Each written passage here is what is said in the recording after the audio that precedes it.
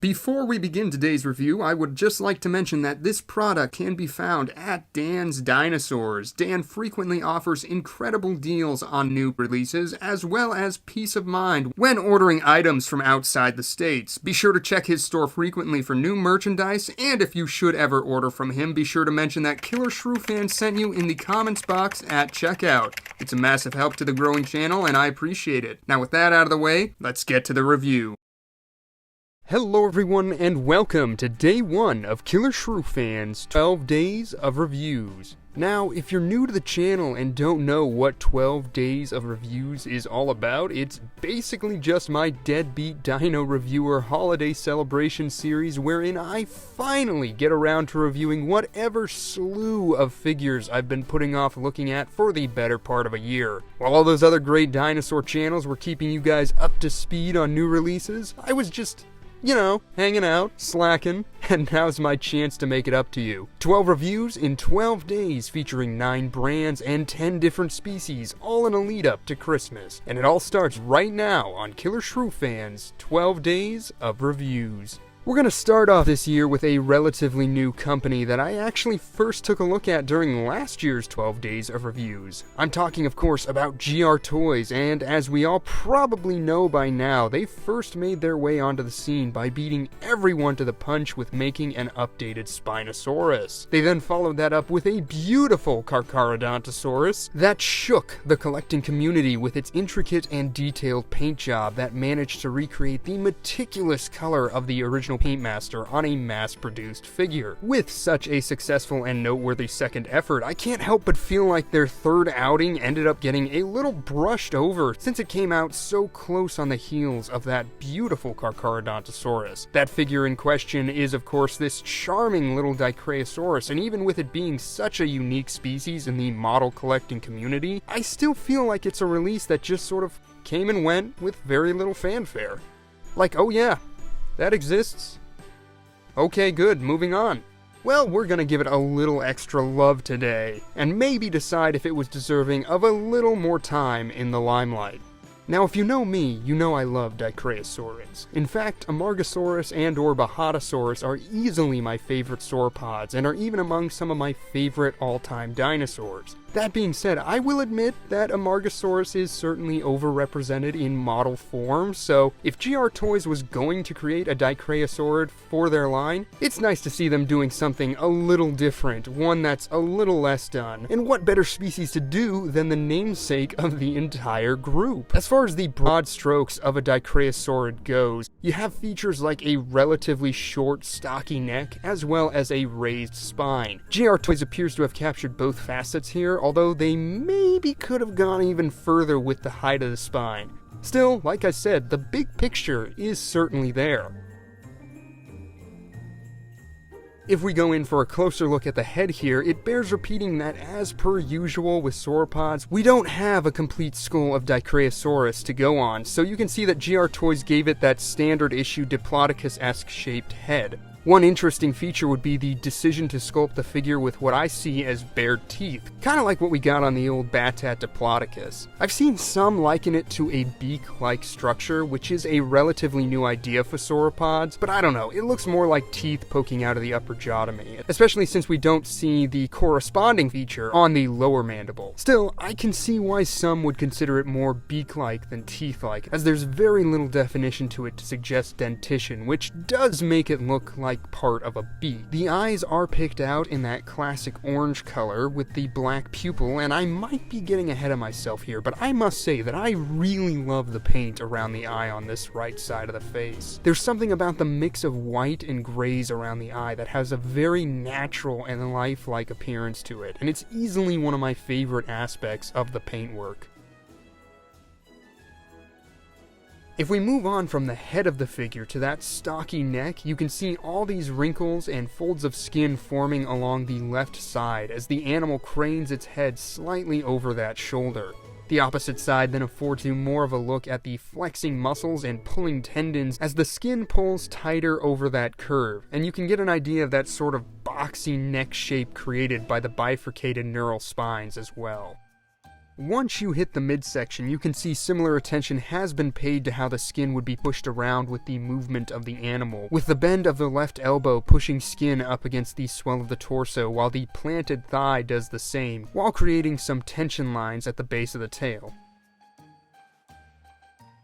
Then we look at the opposite side of the figure, and you can see the skin pulling away from the animal as the right thigh braces back and forces the skin up against the trunk of the tail. So it's nice to see GR Toys really thinking through how all the soft tissue would be affected by the movement of the pose they've selected. The tail is incredibly long and gracile, undulating and curling in a very pleasing manner that terminates in a satisfying whip-like tip.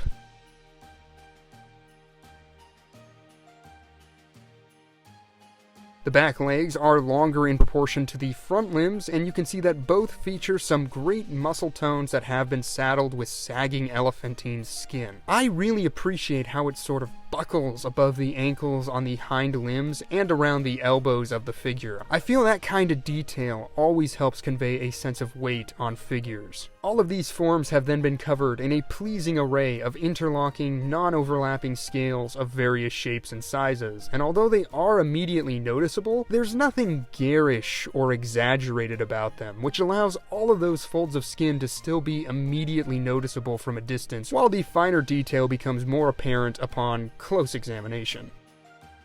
If we move along the underbelly, you can see where all of those skin folds gather and hang around the throat of the figure and just above the pectorals there. I always love to see gravity working on figures, and I think the extra skin on the throat really is one of the best areas to convey that. The belly itself then features some rectangular scales, as well as some more nice skin folds around the bending limbs, and of course, you do have your cloaca, so get hyped for that, I guess.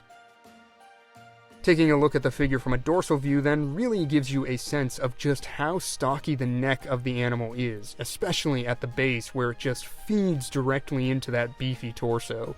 I'm also a big fan of the pose here. The Dicraeosaurus is sculpted mid-stride with the left arm curled up, and this in and of itself suggests a sort of ambling posture. But then you get to that curve in the neck and the ever so slight lean to the figure, which gives the piece a much more hurried appearance, as if it's trying to evade a predator depending on how you choose to display it. So yes, overall, I'm a very big fan of this sculpt. The soft tissue is all very pleasingly done, and like I said, it captures the idea of Dicraeosaurus quite well. Then we come to the paint of this figure. Now, as per usual, GR Toys released two variants, one in green and one in more of a rusted coffee tone. Typically, I love warmer tones on my dinosaurs, but I felt the other paint scheme bordered on brown, which I feel is a bit cliche for sauropods. And there's something about Dicraeosaurus that makes me think green is a fitting color, so I wound up going with this variant. However, when we consider the paint, it's easy to see why this figure is so outclassed by its predecessor, as it unfortunately does not capture the work of the paintmaster nearly as well as the Carcharodontosaurus did, which is disappointing to say the least. Perhaps GR Toys poured so much effort into that figure and realized they needed to phone it in for this one in order to keep up with production while keeping costs down. But whatever went on behind the scenes, I couldn't help but feel a little underwhelmed by the final product of this after the Carchar did so well at capturing the work on the paintmaster. I might be going a little out of order here, but seeing them together really makes the Dicraeosaurus effort look simplistic and sophomoric in comparison. Still, if we were to consider this figure as its own thing without the influence of the Carcharodontosaurus, I do think it's a nice looking paint job with a lot of colors that look very nice with one another. I love how the green transitions to the creams of the belly and underside of the figure. The gradient in color on the limbs from dark to light is always a nice design choice, and you also have all these subtle accent colors like an electric blue wash over the ankles, an orange tone along the back, and adorning the tip of the tail, a striking teal on the lower jaw, and this sort of burgundy color across the neck and around the limbs and underbelly of the creature.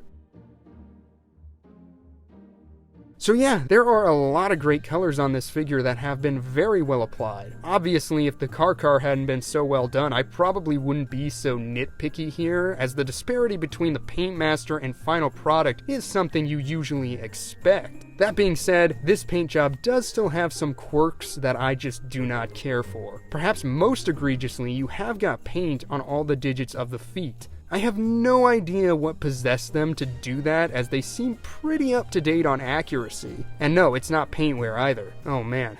We'll get to that. I also think the striping and dots are hit and miss. Sometimes it works really well, like on the face, and other times it looks like this thing has fish ick or something. Still, I can forgive all of that, but what I simply cannot stand is that the paint seems incredibly delicate, scuffing and wearing with even the most minimal of handling. When I first opened this figure, I noticed a massive area of rubbed off paint that I tried my best to cover, only to realize more and more spots were popping up as I worked on the figure, and now it's just covered in all of these marks of wear, which is super annoying to see on a higher end model you want looking pristine. I don't know what caused this, if GR Toys switched to a different paint or what, but I hope they fix it for whatever they do next, as paint wear is something that really bothers me. And that's about all there is to the look of this model. Overall, I think on its own, it has a lot of merit, but it does have one ace in the hole that really puts it over the edge in my eyes, and that would be this base. Now, the reason I didn't lead with this is that this isn't technically included with the figure. You're able to purchase it at an add-on price of around $15, but I gotta say, for that extra money, it is well worth it. This is easily one of the best bases I have in the collection, with a variety of unique natural features and materials that bring it to life. The majority of the base is covered in this uneven rocky surface, complete with larger stones and pebbles, creating this naturalistic, craggly appearance of a rocky outcropping that's then been painted over in various shades of grays and browns.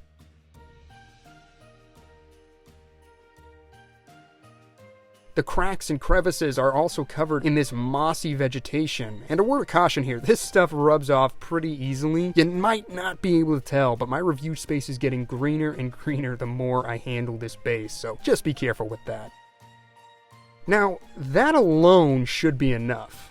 But GR Toys also added this little water feature, and I love how the closer you get to the water, the less defined the soil detail becomes, giving the illusion that the dirt is being eaten away by the water, and creating all of these running lines of earth in the pond water. You even have a running rivulet going over the side of the base in a sort of miniature waterfall, which is an incredible addition. I will say though that that color has got to go. I mean, when's the last time you saw teal water? Is this Dicraeosaurus taking a stroll outside of Chernobyl or something? Why is the water so blue? Don't drink that! But aside from that, it's an awesome feature that really makes this base a whole scene in a complete environment. You also have a detachable fern that just sort of slots into the base, adding yet another level to the whole thing. And then, as another nice touch, there's this sort of etching on the rock face here. I have no idea if that's a logo or an artist's signature or what, but it does inject the piece with an extra sense of artistry and identity. So yeah, that's the base, and like I said, for an extra $15, it's a beautiful addition to the model.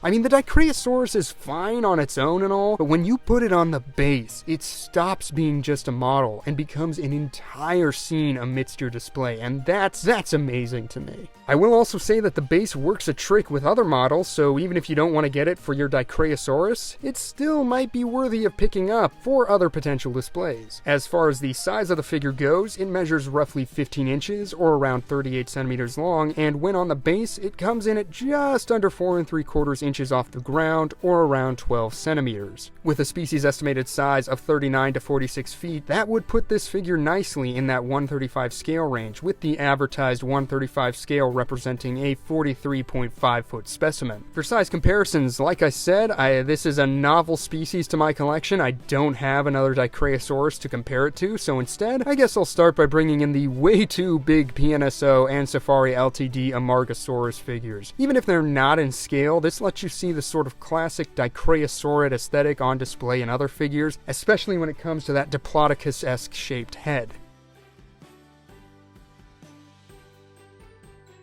Now, I know what you're thinking here. Yes, the Papo Amarga is terrible, but it's actually the closest I have to a 1/35 scale offering of that species, so if you want to get an idea of how Amargasaurus scaled to Dicraeosaurus, then this is what we have to work with. Next, I'm going to go ahead and bring in some other sauropod figures that are at least close to that 1/35 scale range. First up, we have the beautiful 1/40 scale Atlasaurus, and I really like how these guys look together. They feel very close in terms of aesthetics and are very display compatible, seeing as they're both two sauropods with very unique body plans. Then we have the Batat Diplodocus, which doesn't really fit in frame, but I don't care, I'll bring that thing into any review that I can. And I wanted to bring in another friend from the Tendaguru formation, so I went ahead and brought in the Safari LTD Kentrosaurus, which is actually also in that 1/35 scale range, so there you go. As a final comparison, here's some footage I shot a while back of the Dicraeosaurus with the GR Toys Spinosaurus. I unfortunately no longer have that figure. I sold it, admittedly prematurely, in preparation of the Mesozoic Life Spinosaurus. RIP. But no, I was actually pretty lukewarm to that figure back in the day, and it was taking up a good deal of shelf space, so I figured there was just no point in keeping it. That being said, I do think this Dicraeosaurus is a cut above that offering, and I don't see myself wanting to part with it anytime soon. And that was the GR Toys Dicraeosaurus. Overall, I think it's a well done figure, especially when paired with that base. But when it comes to the model itself, yeah, it's just not quite as noteworthy as the Carcharodontosaurus in my eyes, with the novel species choice perhaps being the most interesting facet of this offering. If we remove that consideration and just look at the execution, then for me, this falls somewhere between the Carcharodontosaurus and Spinosaurus. Pretty good, but not their best. Still, it is a nice model with a lot of appeal in its own regard, and I think it would make a perfect addition to any sauropod collection in need of some diversity. And after 3 promising figures, I am certainly looking forward to what GR Toys does next. I've heard they're looking to tackle Quetzalcoatlus and the obligatory Tyrannosaurus Rex. If they address the problem with their paint quality, I think those could easily be 2 show-stopping offerings, and I'm excited to see what they do with them. As always, I want to know what you guys think of this figure. Do you own it yet? Are you planning to pick it up? And what would you like to see from GR Toys next? Drop a comment down below, and as always, thank you so much for tuning into today's review. I hope you enjoyed it, and I hope to see you again tomorrow when I take a look at a modern-day blast from the past.